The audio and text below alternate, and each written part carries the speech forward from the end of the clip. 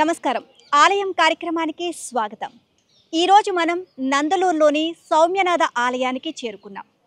ఈ ఆలయం అతి పురాతనమైన దేవాలయం. ఈ ఆలయం వెనుక ఎన్నో రహస్యాలు, ఎంతో చరిత్ర ఉంది. మరి ఆ విశేషాలంటే తెలుసుకుందాం పదండి. సౌమ్యనాథ స్వామి దేవాలయం అన్నమయ్య జిల్లా నందలూరు గ్రామంలో వెలిసింది. కడప నుంచి 45 కిలోమీటర్ల దూరంలో, రాజంపేట నుండి 10 కిలోమీటర్ల దూరంలో ఈ ఆలయం కొలువై ఉంది. ఇది 11వ శతాబ్దపు కాలంలో నిర్మించబడిన ప్రాచీన దేవాలయం.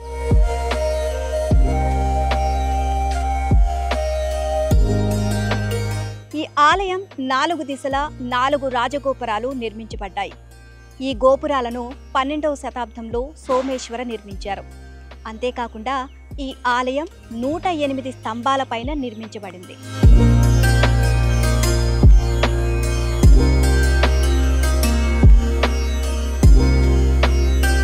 ఈ ఆలయంలోని మూల విరాట్ విగ్రహం తిరుమలలోని వెంకటేశ్వర స్వామి విగ్రహాన్ని పోలి ఉంటుంది. ఒకే తేడా ఏమిటి అంటే ఇక్కడ మూల విరాట్ విగ్రహం అభయహస్తం పోలి ఉంటుంది.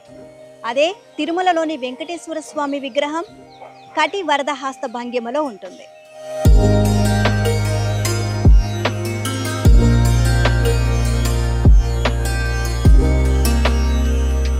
తాళపాక అన్నమాచార్యుడు ఈ ఆలయాన్ని సందర్శించి స్వామివారి పైన 16 కీర్తనలు రచించారు అని చరిత్రకారులు చెబుతున్నారు.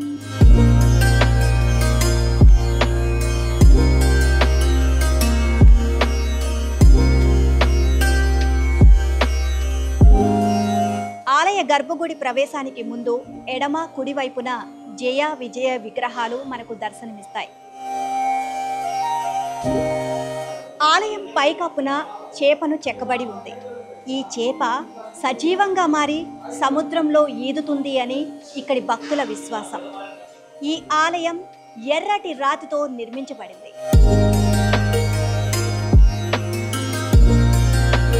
ఈ ఆలయం లోపల నరసింహస్వామి, వినాయకుడు, అలాగే ఆంజనేయ స్వామి పలు ఉపాలయాలు కొలువై ఉన్నాయి. అంతేకాకుండా ఆలయం బయట గాలిగోపురం దగ్గర చిన్న కొలను కూడా కొలువై తీరింది.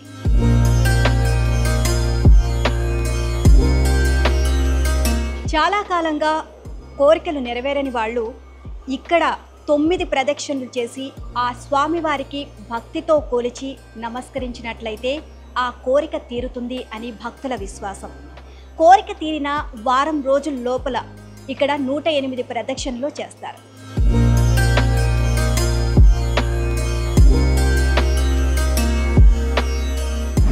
సోమనాథ స్వామి ఆలయం వేద పండితులు సంతోష్ గారు మనతో పాటు ఉన్నారు. గురువు గారిని అడిగి ఈ ఆలయ చరిత్ర ఏంటి, వీటి విశేషాలేంటో వారి మాటల్లోనే తెలుసుకుందాం. నమస్తే గురుగారు. నమస్కారం. గురుగారు, సోమనాథ స్వామి ఆలయం వెనుక ఎంతో చరిత్ర ఉంది. ఆలయం అతి పురాతనమైన ఆలయం అని చెప్తున్నారు. సో దీని వెనుక చరిత్ర ఏంటి, విశేషాలేంటో మాకు తెలియజేయండి. వెంకటాద్రి సమస్థానం బ్రహ్మాండే నాస్తి కించన వెంకటేశ సమోదేవో నభూతో నభవిష్యతి సౌమ్యం సౌమ్యతరాం శేషాం శేషాయుధ సముచ్యతాం శంఖచక్ర అభయహస్తాంబుజ కౌస్తభాంబుజ శేఖరం సౌమ్యనాథం అహం భజే. ఓం నమో గురు సౌమ్యనాథాయ నమః. ఈ యొక్క ఆలయమును పరమహంస పరివ్రాజకాచార్యులైనటువంటి శంకర భగవత్పాదుల వారి యొక్క దివ్యానుగ్రహముతో పూర్వము ఆర్కాలజీ డిపార్ట్మెంట్ మరియు దేవాదాయ శాఖ పరిధిలో ఉన్నది. ప్రస్తుతము గత 3 సంవత్సరముల నుండి కూడా ఈ యొక్క ఆలయము తిరుమల తిరుపతి దేవస్థానం వారి యొక్క సౌజన్యముతో ఈ యొక్క ఆలయములో ధూపదీప నైవేద్యములనేవి జరుగుతూ ఉన్నవి. ఈ యొక్క సౌమ్యనాథ స్వామిని మహావిష్ణువు ఈ యొక్క బాహుదా నది పరివాహక ప్రాంతాలలో ఆనందముతో నారద మహామునితో కూడుకున్నటువంటి స్వామివారు తిరుగుతూ ఉండగా ఆయన ముఖములో ఉండేటువంటి ఆ యొక్క ఆనందమును చూసి నారద మహాముని స్వామి, మీరు ఇదే విధంగానే ఈ యొక్క సౌమ్య స్వరూపముగా ఈ యొక్క బాహుదా నదీ తీరమునందు మీరు అర్చావతార స్వరూపులై భక్తులని అనుగ్రహించండి అని కోరగా స్వామివారు యొక్క గర్భాలయముందు అర్చావతారమూర్తిగా స్వామివారు నిలిచి ఉన్నారు. అదేవిధంగానే ఈ యొక్క మన యొక్క భారతదేశం మొత్తములో కూడా ఉండేటువంటి ఏకైక సౌమ్యనాథ స్వామి దేవస్థానము. చాలామంది సౌమ్యనాథ స్వామి అంటే ఈ యొక్క పరమేశ్వరుడు అనుకుంటూ ఉంటారు. ఈ యొక్క సోమనాథుడు అంటే పరమేశ్వరుడు, సౌమ్యనాథుడు అనగా మహావిష్ణువు. ఈ యొక్క ఆలయమును గర్భాలయములో స్వామి ఎప్పటి నుంచి ఉన్నారు, గర్భాలయం ఎప్పుడు నిర్మాణం జరిగినది అనేది మన యొక్క చరిత్రకారులు కూడా చెప్పలేకపోయారమ్మా. ఈ యొక్క ఆలయమును చోళులు, పాండ్యులు, విజయనగరం రాజుల కాలంలో ఈ యొక్క ఆలయమును అభివృద్ధి చేసినట్టుగా ఇక్కడ చరిత్ర చెప్పబడుతూ ఉన్నది. ఈ యొక్క ఆలయములో విశేషము ఏమి అనగా సూర్యోదయం నుంచి సూర్యాస్తమయ్యేంత వరకు కూడా స్వామివారు నిత్య తేజోమూర్తి అయి ఆ యొక్క సూర్యుడు ఉన్నంత వరకు కూడా ఆ యొక్క విగ్రహములో సూర్యోదయం నుంచి కళలు పెరుగుతూ సూర్యాస్తమయం వేళయందు ఆ యొక్క విగ్రహంలో కళలు తగ్గుతూ వస్తాయి. మనకు ఉదయం నుంచి సాయంకాలం వరకు గర్భాలయములో కేవలం ఒక దీపారాధన తప్ప ఇంకా ఏమీ ఉండదమ్మా. స్వామివారు ఆ యొక్క దీపారాధన కూడా ఆ యొక్క చిన్నటి వెలుగులోనే స్వామివారు దేదీప్యమానంగా భక్తులకి అనుగ్రహిస్తూ ఉంటారు. ఈ యొక్క ఆలయమునకు మన యొక్క యుగాంతమునకు చాలా దగ్గర సంబంధం ఉందమ్మా. ప్రారంభంలో చూసినట్టయితే కనుక ఆ యొక్క సీలింగ్కి చాప అనేది ఉంది. ఆ యొక్క చాపకు ఎప్పుడైతే బాహుదా అనేది నీరు తగులుతుందో అప్పటితో ఇక్కడ యుగాంతం అవుతుంది అని చెప్పి మనకు పోతులూరు వీరబ్రహ్మేంద్ర స్వామి వారి యొక్క కాలజ్ఞానంలో కూడా చెప్పబడినదమ్మా. అదేవిధంగానే మామూలుగా మనము చూస్తే ఈ యొక్క శివాలయ పరివారంలో ఉండేటువంటి గణపతి విష్ణాలయంలో కనిపించరు. కానీ మన యొక్క ఆలయంలో విశేషం ఏమి అంటే గణపతికి ప్రత్యేకంగా ఒక స్తంభం అనేది కూడా ఏర్పాటు చేయడం జరిగి ఉందమ్మా. ఈ యొక్క ఆలయమును గర్భాలయంలో స్వామి ఎప్పటి నుంచి ఉన్నారు, గర్భాలయం ఎప్పుడు నిర్మాణం జరిగినది, ఆ యొక్క స్వామి ఉండేటువంటి విగ్రహమును ఆ యొక్క ఏ భేరముతో తయారు చేశారు అనేది ఎవరూ కూడా చెప్పలేకపోయారు. స్వామి ఈ సంవత్సరంలో ఏదో ఒక రోజు ఆ సూర్యుని కిరణాలు స్వామివారి పైన పడతాయి అని చెప్పి మేము విన్నాం. సో అది ఎప్పుడు ఏంటి అనేది అసలు తెలుసా, లేకపోతే ఏదో ఒక రోజు పడుతుందా? అంటే ప్రతి నిత్యము కూడా మనకి బయట నుంచి వెలుతురు గర్భాలయంలోకి వచ్చేదానికి ఎటువంటి ఆస్కారము లేదమ్మా. కానీ మనము ప్రతి నిత్యము కూడా స్వామివారు సూర్యోదయం నుంచి సూర్యాస్తమయం వరకు కూడా బయట ఎంత వెలుతురైతే ఉంటుందో విగ్రహము అంత దేదీప్యమానంగా వెలుగుతూ ఉంటుందమ్మా.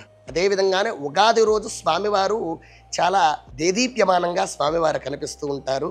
ఈ యొక్క ఆలయములో మనకి ఎక్కడా లేనట్టుగా ఆషాఢ మాసములో మనకి స్వామివారికి బ్రహ్మోత్సవములు అనేవి జరుగుతూ ఉంటాయమ్మా. అంటే స్వామి ఆషాఢ మాసంలోనే స్వామివారికి బ్రహ్మోత్సవాలు నిర్వహించడానికి ఏదైనా ప్రధాన కారణం ఏమైనా ఉందా? అంటే మన యొక్క పూర్వీకులు ఆ యొక్క నారద మహాముని అనుజ్ఞ మేరకు ఆషాఢ మాసములోనే స్వామివారు భేరీమూర్తి అయి ఉన్నారు కాబట్టి ఆషాఢ మాసము నుండి బ్రహ్మోత్సవములు జరిపించాలి అని చెప్పి నారద మహాముని ఆజ్ఞ చేత ఆషాఢ మాసములో జరుగుతూ ఉంటుంది.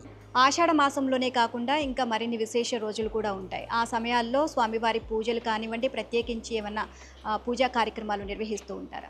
మనకు వైకుంఠ ఏకాదశి రోజు విశేషంగా భక్తులు ఇక్కడికి వస్తుంటారమ్మా. వైకుంఠ ఏకాదశి రోజు కేవలం లాస్ట్ ఇయర్ మాత్రమే మన యొక్క ఆలయానికి టీటీడీ వాళ్ళ ఎస్టిమేషన్ వచ్చేసి 10,000 మంది అని ఎస్టిమేషన్ వేసుకుంటే దగ్గర దగ్గర 18,000 మంది మన ఆలయానికి వచ్చి ఉన్నారమ్మా. ఇక్కడ మనకు స్వామివారు చిలుకూరు బాలాజీ ఆలయంలో చెప్తారు కదమ్మా, ఆ విధంగా పొద్దున్నే వచ్చి స్వామివారికి 11 ప్రదక్షిణాలు తిరిగి మన మనసులో ఉండేటువంటి కోరికను స్వామివారికి చెప్పుకొని ఆ కోరిక తీరిన తర్వాత 108 ప్రదక్షిణాలు తిరగడము అనేది ఆనవాయితీగా జరుగుతూ ఉన్నది.